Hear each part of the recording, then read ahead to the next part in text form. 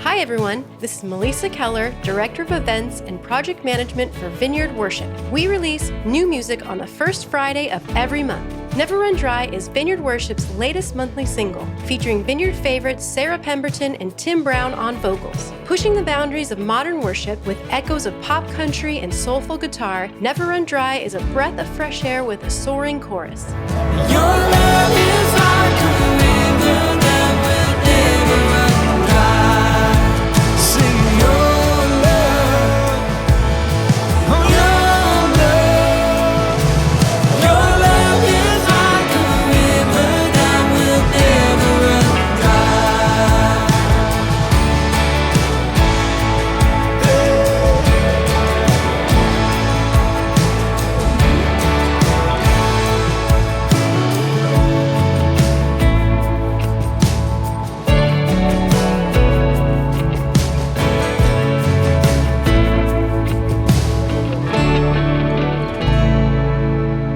Find Never Run Dry and all of Vineyard Worship singles wherever you listen to music.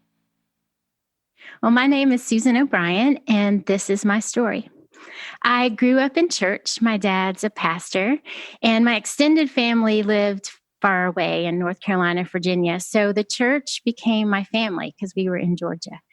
So any holiday, there was a family in the church that would always invite us over to their house, and I felt very loved and welcomed. I mean, it was home and it was safe. And I went to a Christian school and I thrived in that small environment of being known because I was pretty shy. But if you know the same people for 8 years, you kind of open up a little bit more.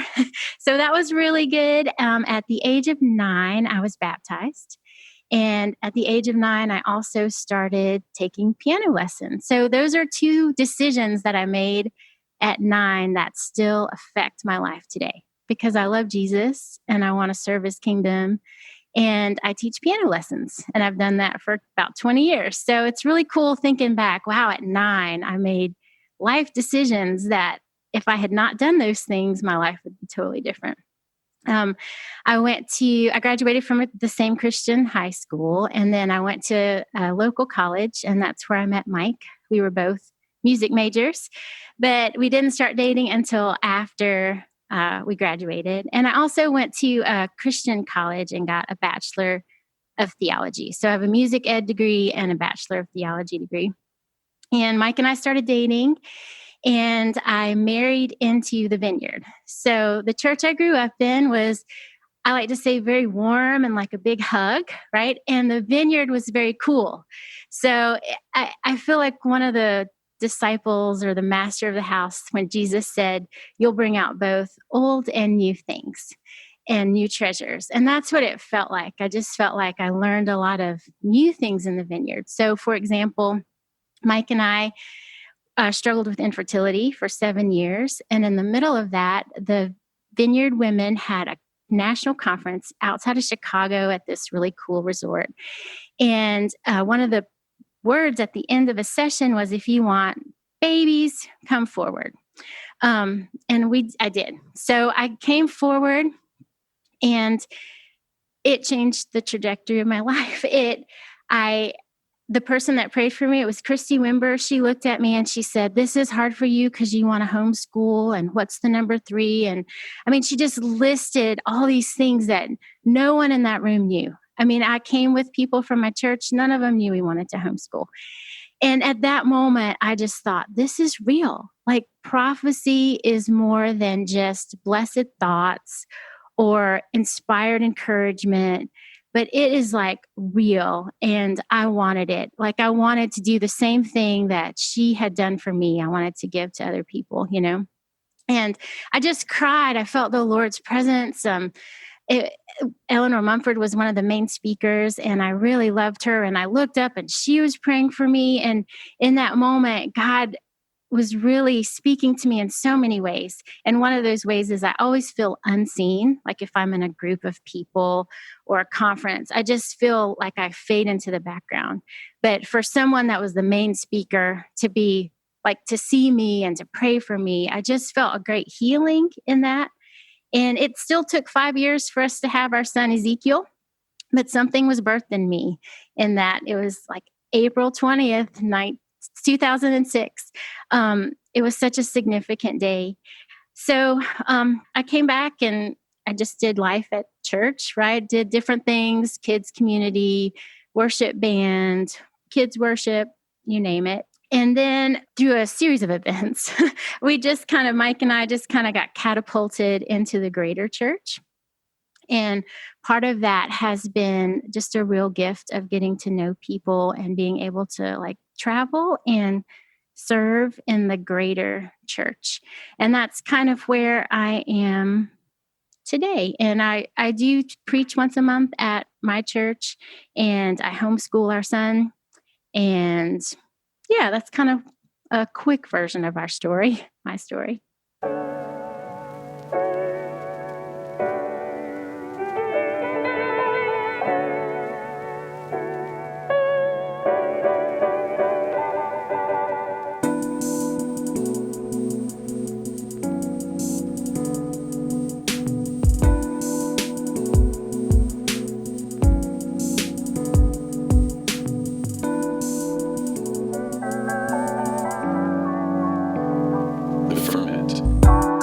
You're listening to the Ferment podcast, conversations about worship and transformation. Today's guest is Susan O'Brien. Susan is a spiritual director based in Atlanta, Georgia.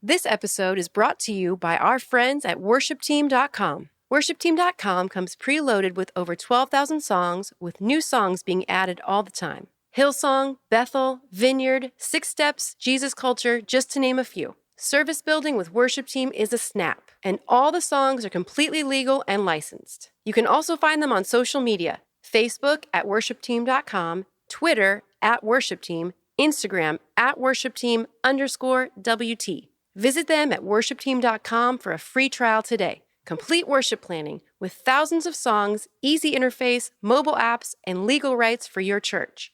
All you need in one place, worshipteam.com. Let's just jump in right here because, Susan, when I think about you, I've known you and Mike for a long time. And when I think about you, I definitely think of piano teacher. Yeah. I think of like musician Susan.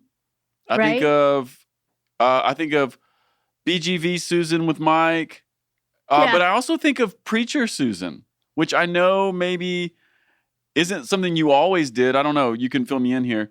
But I know in the last several years, you've been speaking more. And I know that I see even on Mike's Instagram, you're often on there and you're speaking, you're preaching in front of a room, whether it's your home church or some other place where you guys have traveled. So I'd love for you to just talk to me about that. Talk to me about being a preacher lady.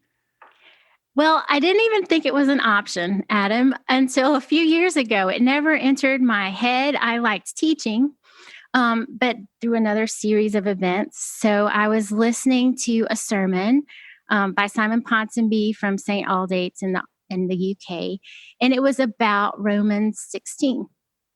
And he just went through, and I always read Romans 16 really fast. It was like, say hello to this person, hello to this person, tell that person. I'm like, okay. But he just unpacked it, and there were three women in there. There was Phoebe, who delivered the letter. There was Priscilla from Priscilla and Aquila, and there's Junia, outstanding among the apostles. And so just unpacking what some of that meant. And I was really floored by like, this is an option, like women being leaders or women preaching, and it's a scriptural option. So, I'd heard a lot of sociological reasons women could preach, and I understand those things, but, if you are preaching and have a scripture-soaked imagination, it's like, no, I need God to speak to me through the scriptures, especially if I'm going to preach the scriptures. I don't need just studies about the way the world works, from people. Although that's important. And so I listened to that sermon. That night, I was putting our son Zeke to bed, and I started crying.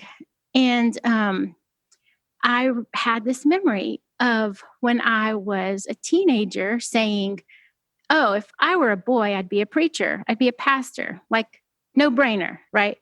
And I had forgotten that. Now, I had also wanted to be like Mary Lou Retton, a gymnast, and I wanted to be a country music singer, but I could say those things and laugh, where when I said I would have been a preacher if I was a boy, I started crying. So this is happening. Well, soon after is Montreat. So Montreat, the Vineyard worship leaders retreat in Montreat, North Carolina.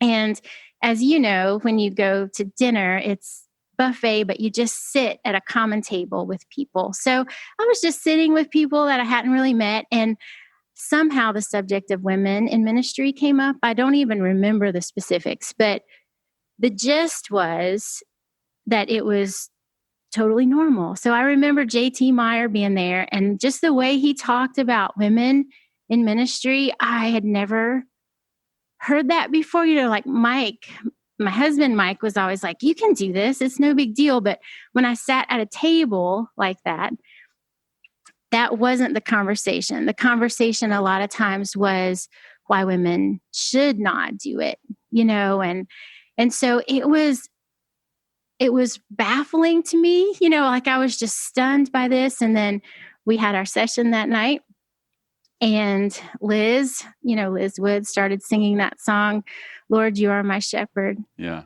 You're right. And at the chorus, lead on through the darkest of the night. And I started feeling that feeling of, I'm going to lose it.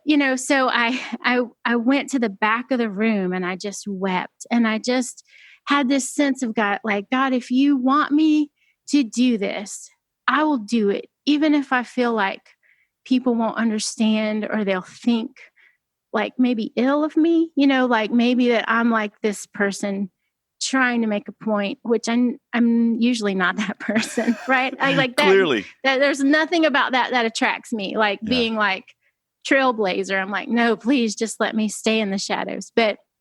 And I remember Julie Morgan prayed for me. I mean, it was just all these people in the community that came and they prayed. And it was soon after that we just had opportunities to travel, and people would ask us to preach.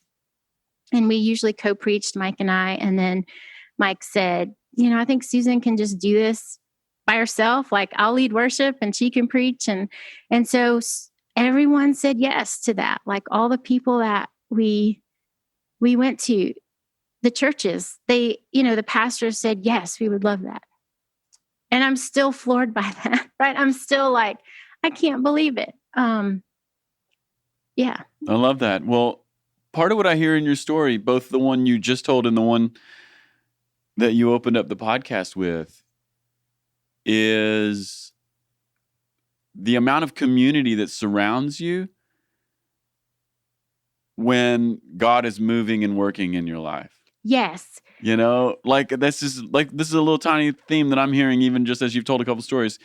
You wanted to have a baby, you wanted to be homeschooler mom, and Christy Wimber is prophesying to you. She's praying for you. Eleanor Mumford is there.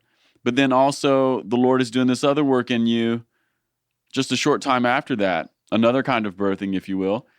And Simon Ponsby's sermon on Romans 16 and J.T. Meyer's table, and all of these things are people that we know and have come into contact with and that sort of thing. And I'm just hearing the way in which God has used community to sort of like make a place for you. And I don't think that's uncommon either, right? Like this is the way the church is supposed to work. Yeah. And what's so amazing is it's people that are not my closest friends. It's people that I've just met, or people that, like, if I saw Christy Wimber or Eleanor Mumford, they wouldn't know me. Like, I don't think I could say, remember 16 years ago when you prayed for me? Maybe, but just the way that God uses people and the connections, even when you don't think, well, this is my best friend and we do life together, it's just like God brings these people in. Well, Yeah. And while you were just saying that, I can't help but think of the scripture. I think it's Acts chapter 13 where the church sets aside Paul for his missionary work. Mhm. But it's that idea. It's like he's a part of the church, but then at a certain moment, the Holy Spirit begins to single Paul out for this sending work. But it's the Spirit mediated through people. yes. And I hear that in your story as well, in a very similar kind of way. Yeah, I never thought about that. It's interesting because I always like to think, oh yeah, me and God, like God speaks to me, but God could have spoken that to me and I would not have believed it was God. Like I Yeah. needed people who loved God to be like, for it to be almost like not even Susan, this is you. It was just like I was doing my life, like I was eating or I was at a conference and God met me through people. Yeah. That's amazing. Well, let's dig in on preaching again here just for a moment. Okay. Because I know there's so many ladies and so many girls who are listening to this, and I know that just by telling your story or digging in here a little bit, what we're really doing is giving people permission. So just talk to me about not only hearing the sermon from Romans 16 and not only going on the road with Mike, co-preaching for a while, but then preaching on your own. But just talk to me about, okay, now here you are several years into it. You preach at your own home church once a month. When you go on the road, you preach. What does that feel like to you now? Because as a girl, you were like, oh, if I was a boy, I would definitely be a preacher. But now you're in it and it's real. So you didn't have to sacrifice a calling because of your gender. And now you have a few reps under your belt. I'd be just very interested to hear you talk about how does that feel now and what does preaching mean to you vocationally? It feels amazing still. Like it's still kind of new in the sense of I can't believe I get to do this. And the amazing thing about preaching once a month or traveling and preaching is that I feel like I get the best of preaching, right? So like I get a month to prepare a sermon. I kind of get to choose my passage of scripture. I get to be the person that comes in from out of town, like there's just the expectation That's from people. right. So it still feels novel and amazing. And I still sometimes struggle with it though. I still sometimes think, I just get intimidated, I think. And I sometimes think, is this okay? I think, sure, it's okay. I do a lot less of second guessing now than I did. And I feel like I'm a little bit more confident. But I think one thing, like when you were talking about women or anyone really, I think there's a freedom to be who God made you to be. So I am not naturally a bulldog. I don't have like a low voice. Have you ever read that study about how there's more authority with men or even women that have lower timbre voices? I'm like, that is not me. I have like this high voice. And so I don't feel like there's this pressure on me to be who I'm not, which is surprising. And I think that's probably one of the things I would love to tell people. Just there's freedom to be the way God made you. If you're quiet, God will use you like that, right? If you're loud, God will use you like that. If you are a pioneer, yes, do those pioneer things. Or if you're more of a background person, there's freedom in being who God made you to be. And sometimes I feel like, especially in a celebrity culture, we look at people and we think, oh, I have to be this charismatic, outgoing person in order for God to use me. And that just hasn't been the case. And I'm also indebted to people because they've made a place for me. Like I don't feel like I've ever had to fight for a place. And I know not everybody can say that. And so I feel very thankful and appreciative of of it being like, yes, Susan, you can be at this table and you can be quiet and you can listen to people. You don't have to be something that you are not or act a certain way in order for you to have permission, to speak into our lives. That's really beautiful. And the thing I love that you just shared a moment ago was that little note that you were bringing out about celebrity culture. And I wish that this wasn't true in the church, but it just feels like a plague to me right now. I mean, maybe it's because of the fact that I'm 42, or maybe it's because I help lead vineyard worship and I'm just sort of in the worship world in a different place. But you just see the ways in which, I'm going to use the word air quotes here, influence culture or celebrity culture has just pervaded everything. And I think you're right. I think it does subtly tell people that in order to have a ministry, air quotes again, or to be effective, that you need to be like someone who's famous, or you need to be an influencer, or you need to have a very hip Instagram, and you need to be on Twitter saying very provocative things. And I just want to echo and resonate with you again, what you just said. You don't have to be, right? Like, I kind of think that stuff is a plague in the church. I don't think it helps. Yeah, it's terribly oppressive. I think it's almost this like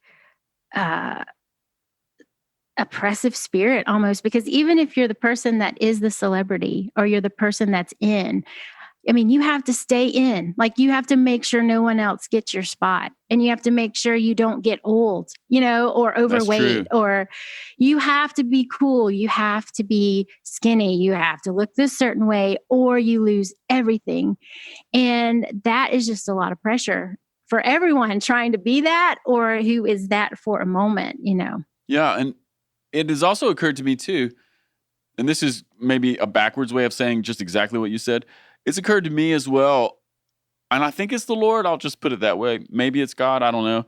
But I have felt challenged by the Lord in the last few years, especially, to make sure that my ears are open to the people that God is putting around me, and that I'm not just listening, or that I'm not just giving the soft part of my heart that's agreeable and teachable to people who are, to use your terms there, celebrity driven, super fit, white teeth, really with it people, because there is something about the package that makes me more susceptible to the message, right? But maybe what God is bringing to me is the person who sits on the back row of my church and who's maybe fairly quiet, but, just lives a normal life, but maybe they have the words of Jesus for me. And I know that in the last few years, that's been a real true theme. Like, the major words from God haven't come from celebrities. It's come from really unassuming people. Yeah, that's so good. And I know the last scripture that I was preaching on was about the kingdom of heaven, and how the kingdom of heaven is like a mustard seed, or the kingdom of heaven is like yeast, and it's small, right? And it's insignificant, and it's hidden. And I just love that idea of, even as a treasure, like it's hidden in a field. And as I've traveled, I've noticed that you're right. It's the unassuming people, or it's the people that, maybe not are known by a whole bunch of people, that have spoken encouragement to me that's been really, really deep. And I've found sometimes that I have this expectation of people that I've heard of, right? That is just, it's unfair to them, because they can't be who I want them to be as a celebrity, right? They can't be Jesus. I mean, they can be Jesus, but you know what I mean by that. Like, exactly. There's the expectation of, you're supposed to have something for me, What's that? It's that old saying, never meet your heroes. It'll just let you down. It's like, don't meet just don't do it. Yeah. Yeah. Yes, that's actually pretty good advice. It's not bad advice. It's not. Well, Susan, I want to change directions here, because I know you're also a spiritual director. And I have maybe several questions here about that. But I just want you to tell me the story of, because that's another change in your life. You weren't always a spiritual director. And if I remember your story well at all, I also know that this is not something that's really in your church tradition, right? Right. So will you just talk to me about spiritual direction, your encounter with it, and then how you became one? Okay. So it was actually on my way to Campbellsville. that I was reading this book called Sacred Rhythms by Ruth Haley Barton. And it was the first time I'd actually heard of a spiritual director. And when she explained what it was, I thought, I want one of these. I want a spiritual director. And I think I might want to be a spiritual director. And I have to digress a little bit because you guys are such great hosts at Campbellsville. So I think this was like 2008. And this was the time that y'all had made this amazing breakfast for us. And I think the iPhone was brand new. So one of our band members had one. Like that's how we got lost coming to Campbellsville, got us there. Anyway, we were all at breakfast and he wasn't there. And then he came in like an hour later and he was like, what's going on? I thought it was going to be early. And we're like, no, breakfast was at 8. Right. And he's like, well, it is 8. And he looked at his phone and he realized he was in the room that was the central time. That's right. Okay, so spent the night. Okay, so here's some insider knowledge, and then I'll let Susan tell her story. Some insider knowledge for people who come to stay with me. If you come to my house, you need to turn auto update on your phone off because my house is on the line. And so your phone will just switch back and forth between Eastern and Central. My bedroom is in Eastern, but my kitchen is in Central. And depending on where you're at in the house, it'll just flip back and forth. And if you don't turn it off, you'll never know what time it is. So this story is amazing. Listen, Susan, this story has happened, 30 times with people. Yeah. Love it. Love it. Love it. Yes. Yeah. So we are one of the 30. Yes. Right. So anyway, I remember being in the whatever van we had rented with all our equipment and reading this book and like reading quotes out loud to our friends, like the soul is like a wild animal. You have to be quiet for it to come in. A Parker Palmer quote, you can't just go stomping in and expect to observe your soul. So that was like 2008. And that was a little bit before spiritual direction was pretty well known. Like it took a while to kind of figure out how would I get trained or whatever. So I had pursued it and then things would fall through, like there wouldn't be enough people for a certain cohort for a certain time, or, I just kept putting it on the back burner. Like now's not a good time to do it. But when we kind of got catapulted into the greater church, I realized now's the time. And so I got certified. And one thing that I remember our teacher, Chris Miller, talked about was that like spiritual direction and contemplation is the slow work of God, and where the charismatic, like the prayer ministry, those moments is the fast work of God. And something in me just clicked with that. And I thought, yes, like this makes sense. It's the work of God. It's just the speed of it, right? So it seemed like such a kingdom of God thing, as well as this ancient practice of just listening to people and noticing the work of God. And so I got certified in spiritual direction, and I have spiritual directees, and it's one of those life-giving aspects of my life that I just love.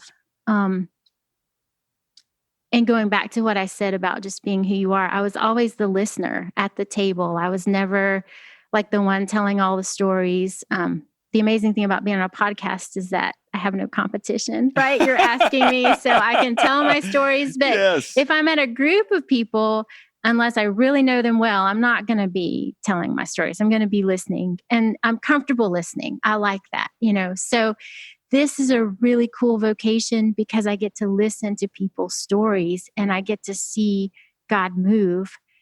Just like when people were praying for me and I experienced God moving in my life, I feel like I can see that on other people, whether I'm praying for them at the end of ministry time or whether I'm doing spiritual direction. It's the same kind of feeling and privilege just to say, it feels like God's doing that. And you do that in your podcast. You do some spiritual direction, Adam. I think you probably know that, right? Well, I noticed this theme. Okay, so here's the thing, Susan. This is not what I'm good at. What? You're kidding? No, I mean temperamentally speaking, I'm more of a talker rather than a listener. Uh-huh. And I've had to learn. I've had to learn, and I've only learned by having some people listen to me, and then also to reflect the hard truth of, hey, you kind of talk a lot.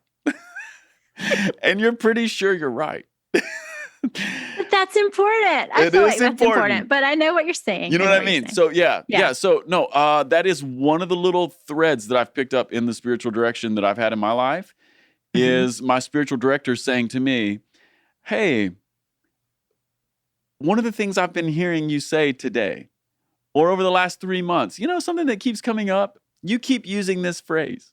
And then we just go there. And it's like, oh yeah, this is actually the slow work of God in my life.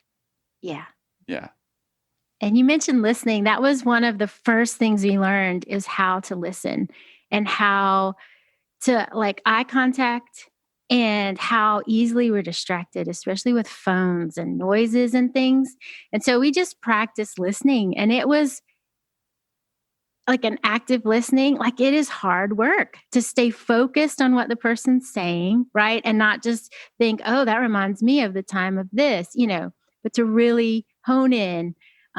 Listening is a great skill. And then the bad news is you notice it when you're out in culture, like that person is not listening to me.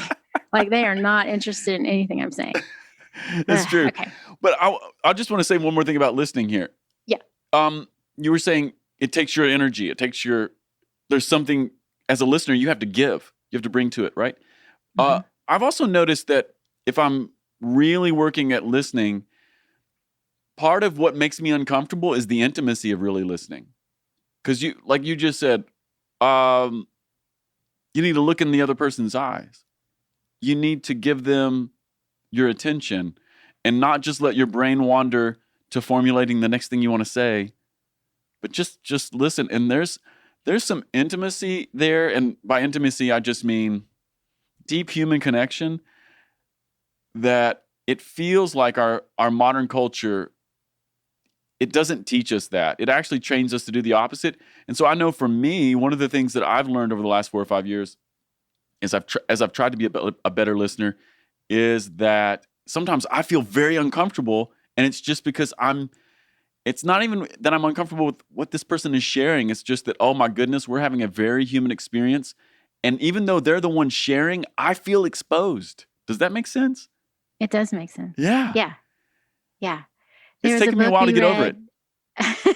By Margaret Gunther about Holy Listening is the name of the book. It's amazing. Whether you're a spiritual director or not, I would highly recommend it. And she just gives these metaphors for spiritual direction. And one is like a place of hospitality. So like when you listen on this podcast, you are holding space for people, and you are making like the space between us hospitable, which is a lot of work, or a midwife, which that one I really like because it's God is birthing something in someone else. But the midwife works in these intimate places and says, this is what I see. Like you're in transition, breathe, like you're normal. Everything's fine. What you're feeling is this, just naming what they see. And it's this amazing role because you're not the one working in that person's life. Like when you hear people's stories, it's not you doing it, but you are observing it and you're calling it out. And it is like a midwife. It's this connection in this intimate place of God birthing something, and you get to watch it. And that's part of you listening to people's stories here. Like lots of things happen on the podcast of people's like birthing things, right? Or even just putting some streams together that don't make sense, or even as it goes out and other people listen to it, it is a very sacred place. Yeah. I love that image of a midwife because you're right. The midwife doesn't do the work. They're not making it happen in the other person. They're not even the other person who's experiencing the work. Mm-mm. It's just naming and the comfort of having someone along the journey. Yes. And watching someone suffer can be kind of hard. Like watching someone struggle with what God's doing can feel like, oh, I wish I could just come in and make this better, or I wish I could just not engage because this isn't my story. This isn't my pain, but here I am with you, right? I'm just with you in it. And I think that's probably part of what you're talking about with listening too, is that you are with the person, whether they are in joy or in pain. And it costs you something, to be there, to be present.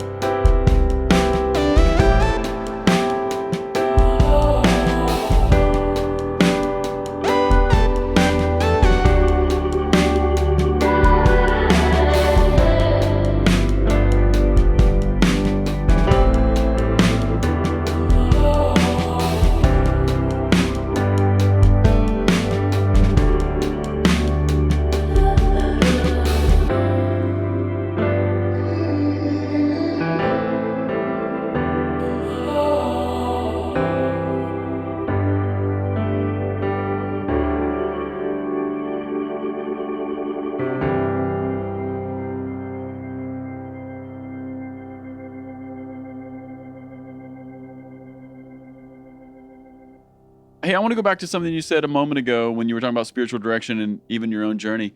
You contrasted the slow work of God with the fast work of God. So spiritual direction or listening or taking a contemplative journey, that's the slow work of God. And then you sort of contrasted that with the fast work of God, which might be, charismatic prayer ministry or prophecy, those sorts of things. Just talk more about that, because I think here in the Vineyard, we're experiencing an awakening to the contemplative, but there may be people who are on the podcast who haven't had that much experience with it, or maybe they're from more traditional Pentecostal or charismatic backgrounds, and they're really unfamiliar with the slow work of God. Just talk to me about the slow work of God and the fast work of God, or how the contemplative marries our own kingdom theology. I think this is really important. Yeah, it really does marry that kingdom theology of God is working in every person's life, whether it's slow or fast. And so I kind of think of it like going on a trip to the beach. So we live in Georgia, and if we go to Florida, the trip to the beach looks like this. It looks like a highway for most of the time. We're going 70 miles an hour. And then there comes a point where the highway can't get to the beach. The highway, you just can't do that. You have to go on an off-road, and you have to go through little towns of like 25 miles an hour, right? And you're only like 30 miles from the beach, but it's going to take you an hour because there's stop signs and things like that. And so like as I've journeyed to places, I've felt that from God, just that sense of like, there are some places that you can't get to on a highway. You have to go slow. You have to do like the patient, the perseverance, like that work, or you'll never see the scenery. You will never see the beach if you just stay on the highways. And so I think the same thing can be said of us on our spiritual journey. Like we need the highways. Yes, because those are amazing moments where God moves quickly. And I love those moments, right? I have those moments that have been almost like just these trajectory changing moments. And so I say, yes, let's pursue those, right? If we have a conference, if we have a church service, let's go for those moments of God moving quickly, because why not, right? But on the day-to-day life, like most of my life is spent in the mundane, like homeschooling or making lunch or, just driving, getting gas, or, like that's where most of my life is spent. It's not on a podcast talking to you, like this feels exciting to me. It's that slow pace. And so if God only meets us in the fast places, then we have to have a very fast life in order to meet God. And we have to expect him to move all the time, automatically, and do miracles. And I mean, like, we would be addicted to those things when God is present all the time. And so it's just a question of, are you aware of it? Are you aware that God is with you right now? And he's with you, and he can speak to you in the most mundane of places. And that's really where the discipline is built. So I do teach piano lessons, and I did a Zoom recital for the first time because we're all doing online lessons in these days. And I have these two siblings that take lessons, and they practice 20 minutes every day. And they have for the few years they've played. Like I always tell people, the first lesson, like, practice 20 minutes a day. Well, the mom took a hold of that nugget, and she asked her kids to do it, and they do it unless they're on vacation. So we're doing this Zoom recital, and all my students do a great job, but they are young and they're playing these really complicated songs. And so a lot of the comments that I got from my other students were, wow, they were really good. Like, they were amazing. And so that was a moment where they got to show off. And it was an exciting moment. Like, I feel like that's like the fast work of God. Like, that's the, it's like the pow, wow, that's amazing. But they were willing to do the work of every day, 20 minutes a day. And that's why they had that moment, And so I think of that in our spiritual lives. I think about, what are we doing every day? What are those mundane practices that really are going to be the foundation of when we do get a chance to be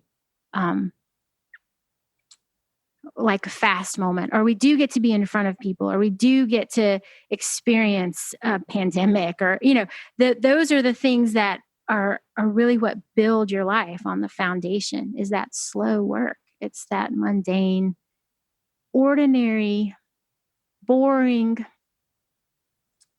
life. But it makes it less boring if you think God can meet me right now. Like when I'm eating my toast, God could tell me something, or God could show me something. That's right. It makes it more exciting. Yeah. You know what? I think you just dropped two images in that last little section that, man, it's worth the price of the podcast. If you've been listening, Okay. I don't know. We may not say anything better than what Susan just said there. I love that image of the highway to the beach, but eventually, gosh, especially if you've driven to the panhandle of Florida, you don't get to stay on the highway. You have to get off, and you're going to drive through those little towns for over an hour, and the kids are just going nuts, But it's the only way to certain places. I love, that's a really brilliant thought. There's only a certain road you can take to get to certain places. That's great. Thank you. Well, let me ask you another question, Susan, because we're talking about contemplative practices, and, they appeal to certain people. This is something I've noticed. They appeal to certain people. There are certain personality types, certain Enneagram types, certain historical types of people who really resonate. And just as soon as they hear about spiritual direction, they're like, oh, this is me. And then there are other people, we'll call them kinetic types. We'll call them people who are very much maybe in their body, people who have adult ADHD, who maybe hear you and go, that's really cool, and I've tried it, but it was just so slow, or maybe it was boring. I don't know how to manage that. I don't know what to do. You're a spiritual director. Tell us.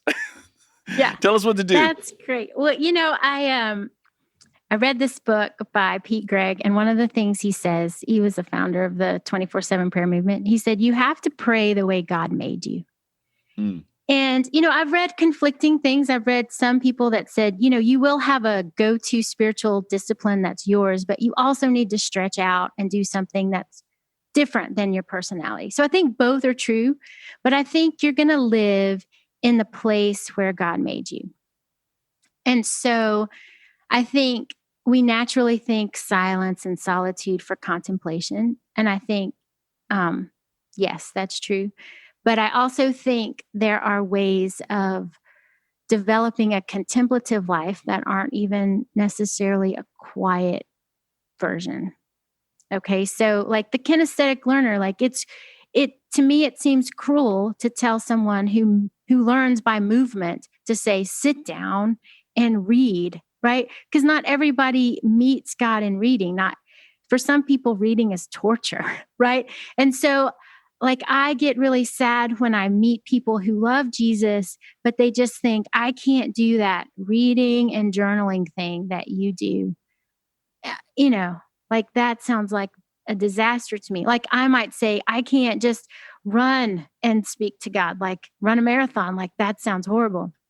So I think there's freedom to choose and to try a lot of different spiritual disciplines. There's books about Spiritual Disciplines Handbook, I think by Adele Calhoun, which has like tons of spiritual disciplines, but a lot of them are community, they're the Eucharist, their discernment. There's just tons of things. And so I would say, keep trying different things, right? And do things that are uncomfortable. Like it is important for me to do things that are not just sitting and thinking, because I can get stuck in rumination there. And it's not prayer, it's rumination. And it's not helpful. And a lot of my journals are rumination journals. I'm like, I am praying, but no, I'm not. I'm just going over the same problem without a solution. Like that's not a spiritual discipline, but I feel like because I journaled, it is. So I would say there's freedom and try a lot of different things. And where you meet God is where he meets you. So go to those places. Like if there are sacred places that you think, gosh, every time I go to the art museum, God meets me. Well, then go to the art museum when it's open, right? Or every time I take a hike in this one place, God says something. Well, please go do that. Like that, to me, is a contemplative life, is a life where you're doing the things where God meets you. But you're also holding them lightly, because in different seasons, as you know, the way you met with God when you were 20 or in high school when you were single, and the way you meet God when your kids are up all hours of the night, and the way you meet with God when you have an empty nest. I mean, there's just seasons of life, just like there's seasons in the world. And you don't wear a coat in the summer. So I would say if you're uncomfortable and you're trying spiritual practices that aren't working, then try something that fits, because maybe you're in a summer season and people keep giving you coats saying, this is how you need to go out in the world. You need to wear a coat. But that's true only if it's winter for you, right? It's not true if it's summer. So I do think silence is super important in our world of noise. And I think solitude is super important. And it can be hard to do, especially in this time when a lot of people are just stuck at home. Where do you go for solitude? But you don't have to do those things sitting. You can do those things working and moving and, at the gym or wherever you can. I love something you said a moment ago. You said, go find God in the places God finds you. You said something like that. Yeah. Something like you had some version of that, which it just occurred to me when you said that if you are able to do that, there's a sense in which you're becoming aware of the ways in which God is working in your life. And that's kind of the point of spiritual disciplines. That's kind of the point of spiritual formation, is to be aware of where God is interacting with you. And so if it is on a walk, well, then great. You've already done the main thing, which is being awake to God while you're walking. So let's go walk more. Yes. And to not, there's that story of David and Goliath when Saul put his armor on David. He's like, okay, if I can't convince you not to fight Goliath, at least take this armor that I have. And David was like, I can't move around in this. Like I have to use what I know, like where I've met with God. And so I think there's like a grit to fight for that and to say, like even people listening to me now, they might say, no, Susan, I don't meet God like that. I meet I meet God like this, right? But to just know beyond knowing that you know where God meets you and you can try new things, but it's not, you don't have to give your power to someone else to say, this is how God works in your life. You know, spiritual directors or preachers or spiritual friendships are there just to notice how God's already working. They're not there to say, this is how you need to do it, you know, because I find people, and I think it's sad. I think when people, they love Jesus, but they just don't think they're good at praying or the disciplines. And so there's this sense of shame. But I just think, no, God meets you. It's just an awareness of those are just vehicles, right? Yeah. Of just placing yourself somewhere where God can meet you. Well, and that's why we need spiritual friendships, or that's why we might need a spiritual director, right? Yeah. Yeah. Why don't you just talk about that? Why might we need someone to walk with us in our journey? Yeah, well, you know, I think what you said earlier about how your spiritual director was able to say, hey, I notice this. You keep saying this. Let's explore that, right? And even though you were the one saying it, you probably weren't aware of how much you were saying it. You needed someone to reflect back to you. And God has made us to be interdependent. And I think one thing that's hard in this culture is to be interdependent. And I've noticed it a lot in this season of shelter in place or quarantine, of how much I've missed the voices of other people.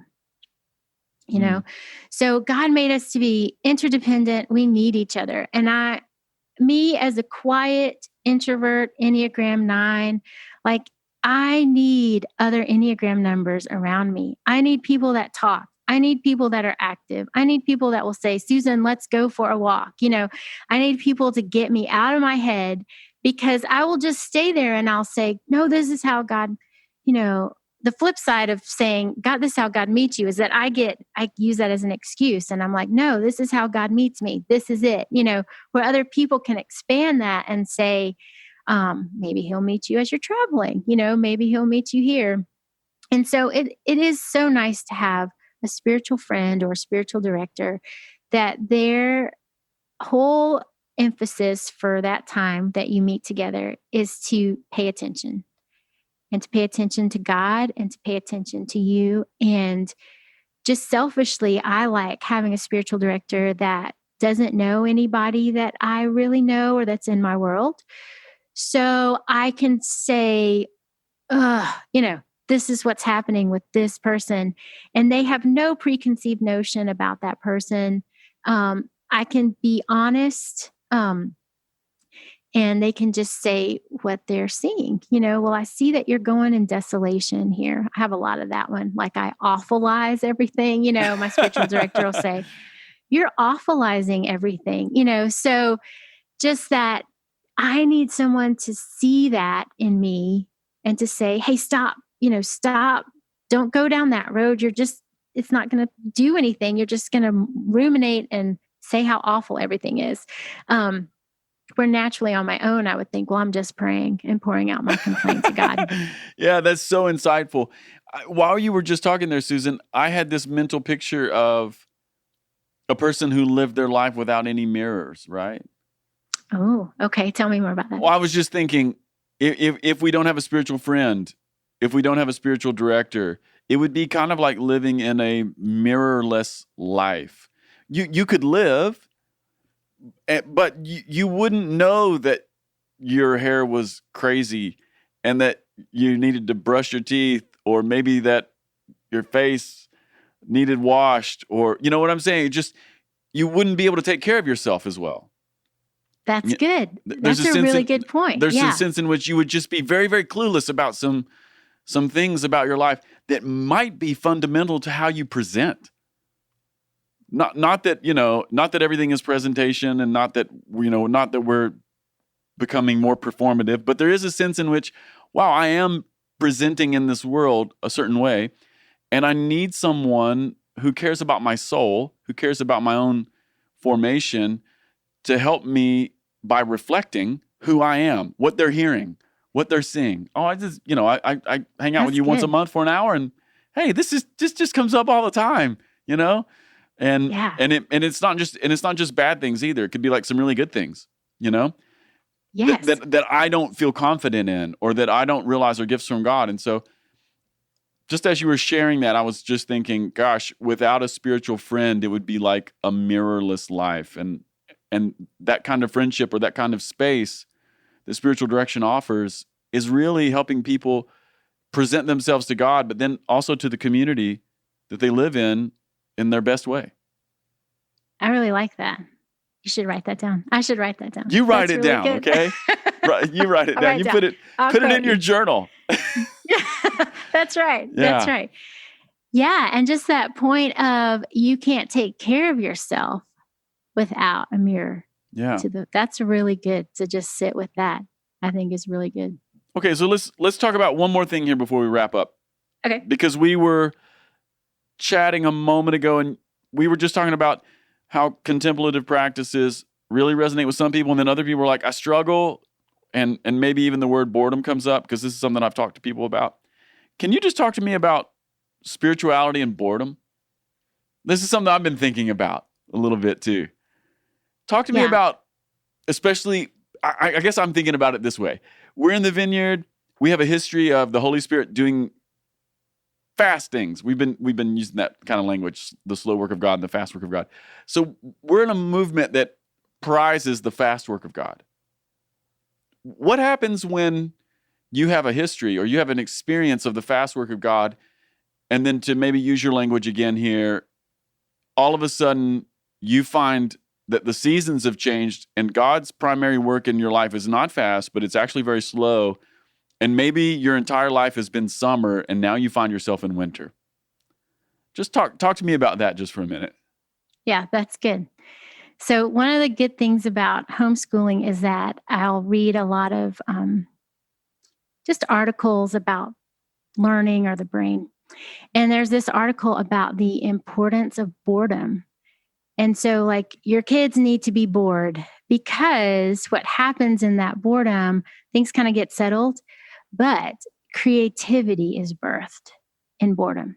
So, like, if you give a kid a cardboard box, well, if they have their phone, they're not doing anything with that cardboard box. They're playing with their phone, right? My son is playing with his phone right now. So I'm not saying this is like, we only have cardboard boxes, right? But if they just have a cardboard box and tons of hours, they will start to be creative about what they can do with that box. And so I think there's a sense of God allows boredom because we are co-creators with God. And so he wants you to be creative. And he wants you to try some new things, or with what you have, to see how you can make things less boring. How you can make those things. And when you were talking about like the history of our vineyard movement, I think there's also another aspect of meeting God where he's unexpected. Okay, so when you say that, here's what I think of. Okay. Let me think here. Luke chapter 4. Yeah, that's right. Luke chapter 4, Jesus shows up and he's like, hey, can I have the scroll? And they give him the scroll, and he's like, he reads out of Isaiah, and he says, this scripture is it's the scripture where it says, the Spirit of the Lord is on me, and he says, he rolls it back up and he says, well, in your hearing today, this scripture has been fulfilled.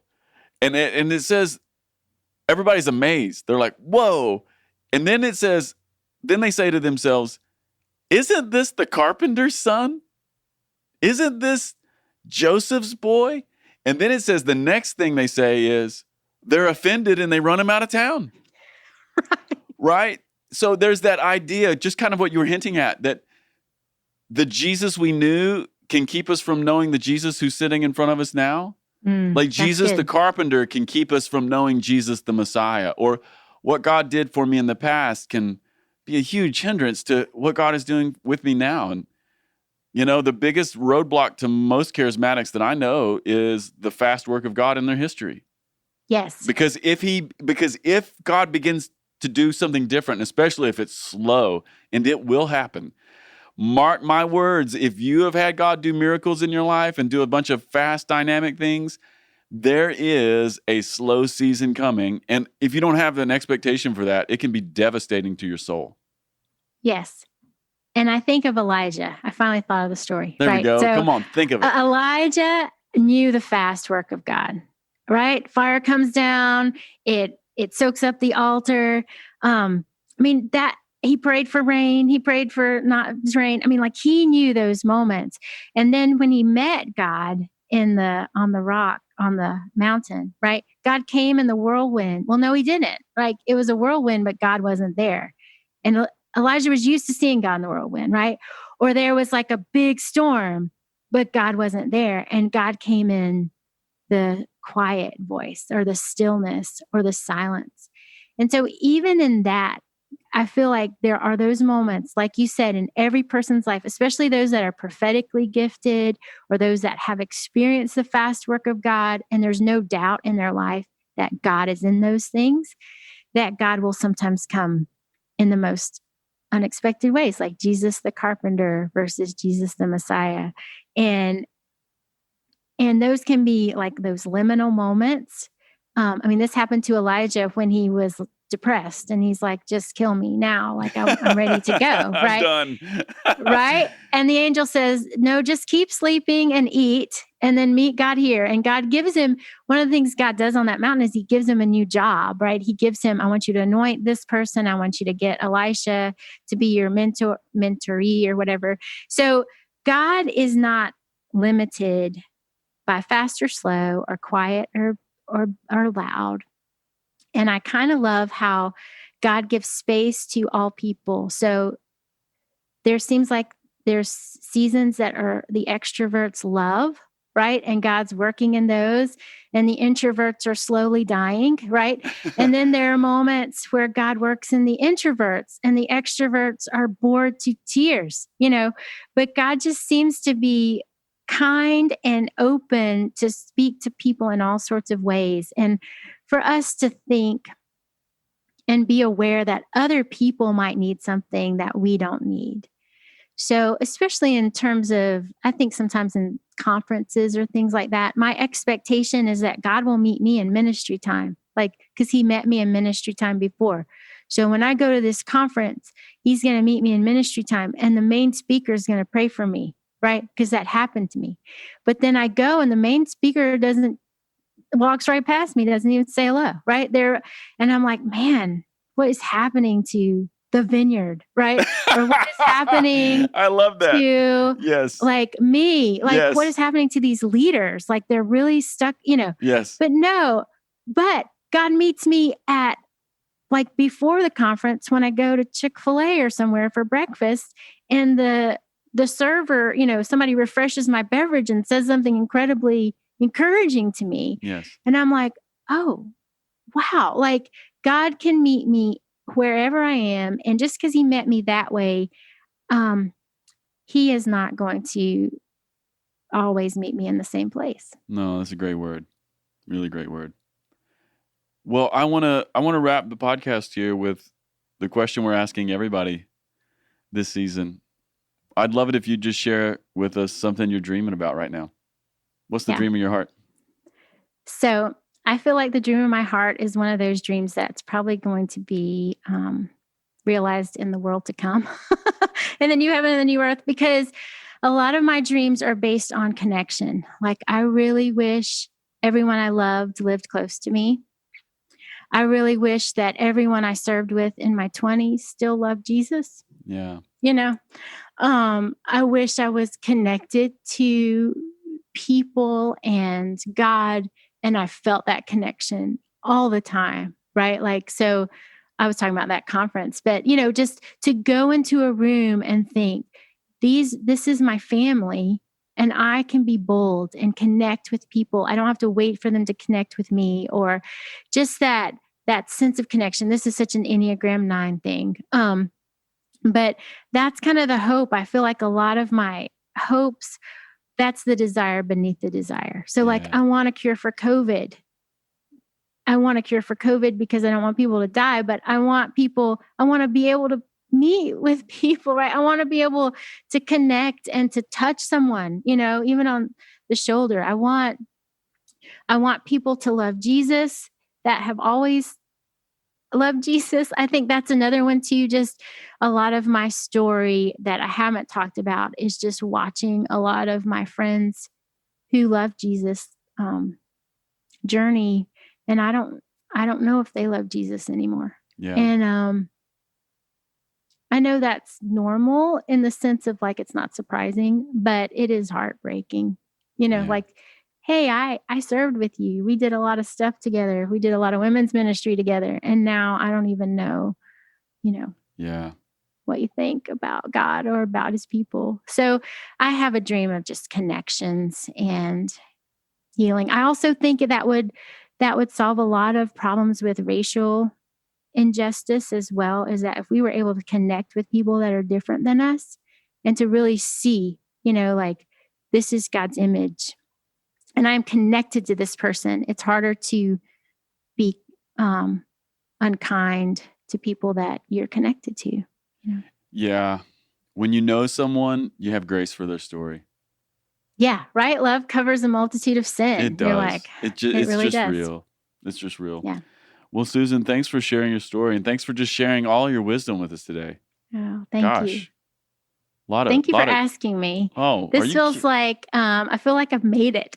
Right? Oh, I'm on the dude. Ferment podcast. Oh, my word. I love it. So Well, thank you. I was so excited. You got to come back because I just feel like we scratched the surface. Hey, also, before we stop the podcast, tell people, I know that you do spiritual direction work. Just, do you have a website? What do you have? I do. Shout out. Give it a shout out. Okay. It's Rivers of Eden SD for spiritual direction. Yeah. riversofedensd.com. All right. Listen, if you need a spiritual director, maybe Susan's your person. I don't know. Maybe I am. You should try it out. That's right. riversofedensd.com. That's right. Perfect. All right, everybody. Hey, thanks, everybody. Glad you were listening. And there's a lot here. You may have to listen to this one twice. Peace.